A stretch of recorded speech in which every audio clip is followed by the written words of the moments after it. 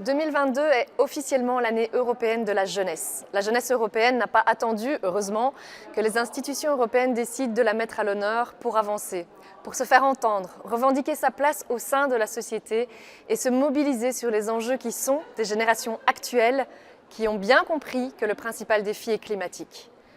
Un rapport d'UNICEF montre que tous les enfants de la planète sont exposés à au moins un risque, un choc ou un stress lié au climat et à l'environnement.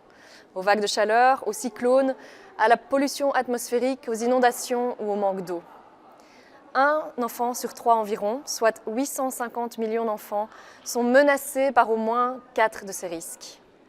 Si le Green Deal est si haut dans l'agenda politique européen, c'est véritablement grâce aux mobilisations des jeunes pour le climat.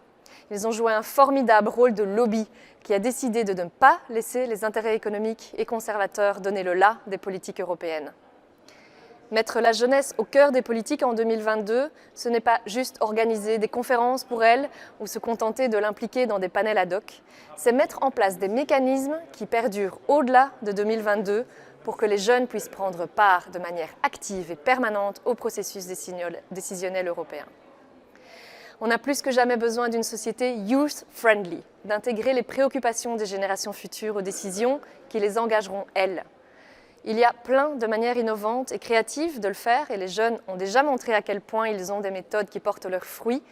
Mais nous, adultes, avons aussi des possibilités très simples de mettre les jeunes au cœur de nos politiques. C'est pourquoi la prochaine conférence des parties sur le climat doit intégrer dans ses travaux la question des impacts du changement climatique sur les enfants et les adolescents. Elle doit aussi être l'occasion d'impliquer directement les jeunes dans les négociations et dans les décisions qui les concernent. Les jeunes qui ont organisé leur pré-COP26 à Milan cette année doivent intégrer le round de négociation officiel dès la COP27.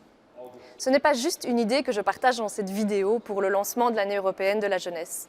J'ai adressé avec 50 autres députés cette demande à la présidente de la Commission européenne et au ministre en charge de la jeunesse et du climat au sein des États membres de l'Union européenne. La jeunesse détient la clé de notre avenir et doit évoluer avec son droit à un environnement sain.